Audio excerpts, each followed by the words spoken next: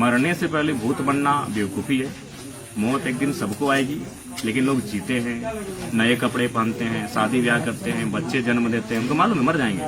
वो शिबू सोरेन की पुतोहू है, हेमंत सोरेन की पत्नी है, इसीलिए कल्पना सोरेन का नाम है। इसलिए चुनाव का परिणाम क्या होगा उससे भयभीत थोड़ी है। युवा चेहरे इस बार चुनाव मैदान में हैं और उसमें से एक तरीके से कहे तो राष्ट्रीय स्तर पर जिसकी चर्चा हुई उसमें से एक जयराम महतो है और एक कल्पना सोरेन है। तो कल्पना सोरेन की राजनीति को आप किस तरीके से देख रहे हैं? देखिए, आप कल्पना सोरेन से मेरी तुलना नहीं कर सकते। आप उनको महान बताइए, उनको भगवान बता दीजिए, उनको देवी बता दीजिए, लेकिन मेरी उनसे कैसे तुलना होगी? वो शिबू सोरेन की पुतोहू है, हेमंत सोरेन की पत्नी है, इसीलिए कल्पना सोरेन का नाम है। कल्पना सोरेन की जगह बबीता सोरेन, सुनीता सोरेन काहे नहीं इस जगह पे है? तो कल्पना सोरेन जयराम महतो की तुलना बिल्कुल नहीं हो सकती है। जयराम महतो का कोई पॉलिटिकल बैकग्राउंड नहीं है। एक मिट्टी से जयराम महतो आज राज्य के चर्चा का विषय बना। कल्पना तो चांदी के चम्मच के साथ आई है, तो उनको आप महान बताइए, हमें आपत्ति नहीं है, लेकिन आप उनके साथ मेरी तुलना नहीं कर सकते। अच्छा, आखिरी सवाल जाते जाते, अगर ऐसी स्थिति आए कि जयराम महतो के पास कुछ विधायक रहे और सरकार बनाने के लिए किसी एक के साथ जाना जरूरी हो, तो आप किसके साथ जाना पसंद करेंगे? देखिए, पसंद नहीं, राज्य की समस्या, राज्य के मुद्दे जो राज्य को ठीक कर पाए।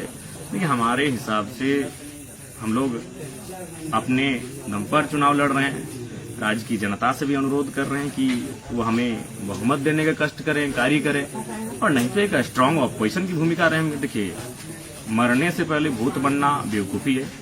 मौत एक दिन सबको आएगी, लेकिन लोग जीते हैं, नए कपड़े पहनते हैं, शादी ब्याह करते हैं, बच्चे जन्म देते हैं, उनको मालूम है मर जाएंगे।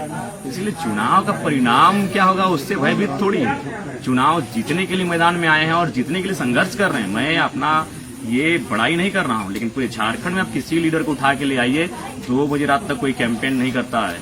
बड़े बड़े स्टार प्रचारक 7 बजे रात को जाके बड़ी बड़े होटलों में जाके सो जाते हैं और अपना सेवा लेते हैं। जयराम महतो आज 3 दिन से कपड़ा बदला नहीं है, देख सकते हैं कपड़े का दाग। एक केंद्रीय अध्यक्ष, 2 सीटों से चुनाव लड़ने वाला और पैसा नहीं 90,000 वोट लाने वाला शख्स आज बदबू आ रहा है इस टी शर्ट से। तो संघर्ष के मामले में हम लोग कमी नहीं करेंगे और वही संघर्ष हमें मुकाम तक लेके जाएगा। बाकी राज्य की जनता, हम लोग स्पष्टवादी हैं भैया, जो कहते हैं साफ कहते हैं। आखिर कब तक झारखंड के लोग इसी तरह ठगे जाएंगे? आज कब तक झारखंड के लोग इसी तरह लूटे जाएंगे? ये राज्य हमारा केवल नक्शे से मिला है। आज भी अगर अधिकार की बात करें तो हम लोग कोसों दूर हैं। आपने 2 सीटों का चयन किया और दोनों सीटें जो है वो एक तरीके से कहे तो इंडिया गठबंधन की सीटें हैं। तो आपने उन दोनों सीटों का चयन क्यों किया? और दूसरी बात की वो दोनों सीटें जो हैं वो परंपरागत तरीके से, जैसे एक राजेंद्र सिंह का बेरमुख को देखें तो राजेंद्र सिंह का परिवार है, दूसरी तरफ जगन्नाथ महतो का परिवार है। तो आपने इंडिया अलायंस के ही दोनों सीटों का चयन क्यों किया और एनडीए के किसी सीट का चयन क्यों नहीं? लोकसभा में तो हमने सारी सीटों को एनडीए के खिलाफ ही चयन किया था। अब राज्य में जिनकी सरकार है तो वो सामने दिखेंगे।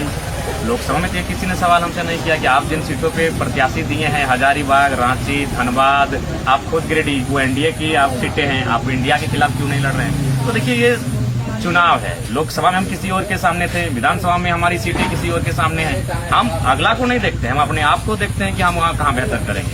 और जहाँ तक पारंपरिक सीट की बात है, पारंपरिक का मतलब ही होता है कि राजतंत्र। क्यों पारंपरिक रहेगा भाई? किसी का कोई सीट पुश्तैनी नहीं है।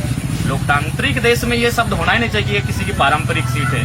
बदलाव अगर आप जोड़ना नहीं चाहते हैं उस सीट में, आप परिवर्तन जोड़ना नहीं चाहिए उस सीट में, तो फिर हमारे भारत देश को लोकतंत्र में आने का कोई मतलब ही नहीं है। हम लोग राजतंत्र में ही रहते हैं और वही पारंपरिक शब्द का हम लोग प्रयोग करते हैं कि हाँ ये परंपरा है। परंपरा मतलब एक तरह से राजतंत्र की बू आती है उसमें। तो इसलिए चाहे कोई सीट रहे, मैं परिवर्तन का पक्षधर हूँ, मैं एक युवा हूँ, बदलाव का पक्षधर हूँ और परंपराओं से हटकर, लीक से हटकर काम करना मुझे पसंद लगता है। और जहां तक देखिए, लोकसभा का चुनाव हम लड़े, सबसे ज्यादा वोट हमें डुमरी से मिला था, तो डुमरी तो लड़ना मेरा तय था। उसके बाद अगर हम टुंडी भी लड़ते, वो भी तो इंडिया गठबंधन की सीट थी। टुंडी मेरा हम, तो वहां भी अगर हम लड़ने जाते तो इंडिया गठबंधन को पाते। हम मांडू लड़ने जाते तो वहां भी जेपी पटेल कांग्रेस में चले गए, वहां भी आप इंडिया गठबंधन को पाते। तो ऐसा नहीं है। हम लोग अपनी पार्टी का भविष्य देखेंगे, क्योंकि हमारी पार्टी फिलहाल जनता की विश्वास है। हम इंडिया और एनडीए की चिंता क्यों करें भाई? आपने 24 साल राज्य को चलाया, आपको क्या करना था, नहीं करना था, कैसे चलाना था, ये आपने राज्य के सामने अपने आप को प्रेजेंट किया है। इसलिए हम लोग अपनी पार्टी को लेकर सोच रहे हैं, अपनी पार्टी से जो लोगों की आस्था जुड़ी है उसको लेकर हम लोग चिंतित हैं।